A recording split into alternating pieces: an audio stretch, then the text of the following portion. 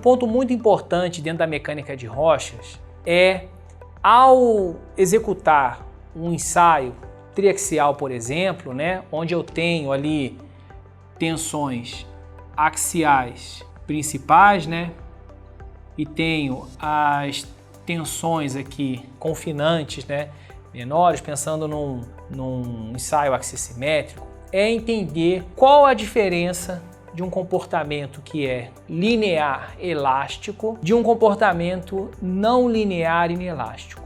Bom, se eu estiver fazendo ali um ensaio em um vidro, aço, madeira, né?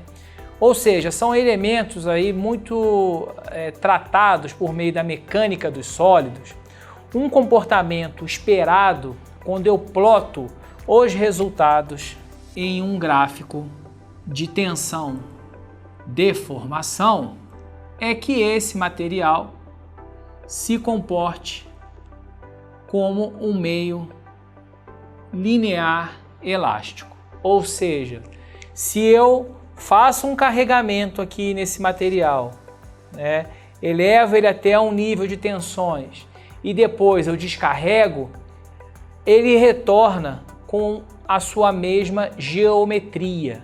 Então vocês podem ver que a minha origem se mantém aqui. Agora, quando eu pego um meio rochoso e faço esse mesmo teste, né? O que vai acontecer? A depender do nível de tensões que eu estou trabalhando, eu até consigo ter esta fase dentro do meu ensaio triaxial. Só que o comportamento esperado para esse meio rochoso é um comportamento que nós chamamos, pegando o mesmo caso aqui, é um comportamento não linear, ou seja, eu começo a fazer esse carregamento. E aí, se eu cesso as tensões, esse material, né, as tensões diminuem, porém, ele não volta a sua forma original, a depender do nível de tensões que eu estou trabalhando. Se eu volto a fazer novamente esse carregamento, ele vai subir para uma outra linha e a partir daquele nível de tensões que eu parei do outro ensaio, ele vai dar continuidade. Então, esse tipo de comportamento aqui é o que nós conhecemos como comportamento não linear e inelástico. E esse é o comportamento que nós esperamos aí para os materiais rochosos, em sua maioria, né? Pensando aí em altos níveis de tensão. Tanto que quando a gente está decidindo dentro de um projeto, né? E normalmente a gente está trabalhando com rochas que tem uma dificuldade de amostragem muito grande, às vezes elas geram ali microfissuras nesses corpos de prova. Então vou pensar que isso aqui é uma rocha, tá?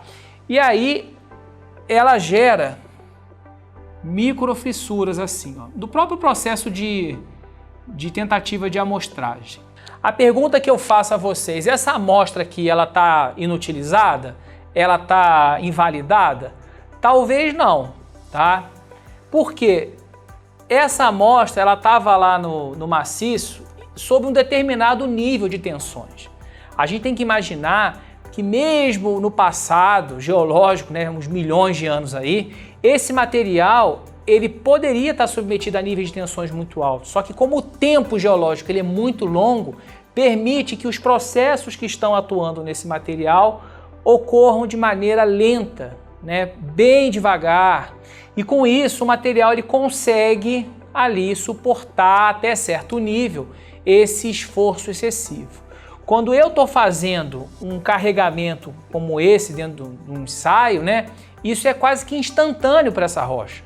Então, nesse caso, eu tenho sim uma influência. Só que, voltando à minha pergunta original, será que essa amostra ela estaria invalidada? Depende. Talvez ela estivesse lá num nível de tensões baixo e agora eu estou trabalhando com níveis de tensões altíssimos. Então, o que vai acontecer? Todas essas descontinuidades aqui, elas vão selar. E aí não vai haver uma influência significativa dentro do seu resultado. É por isso que é importante, quando você vai executar ou interpretar um ensaio como esse, verificar lá no campo quais são as condições que essa amostra foi coletada, em que ambiente ela está e qual o objetivo do seu projeto, para aí sim utilizar os conceitos corretamente. Espero que tenham gostado. Vejam mais conteúdos aí relacionados à mecânica de rochas, tema super interessante.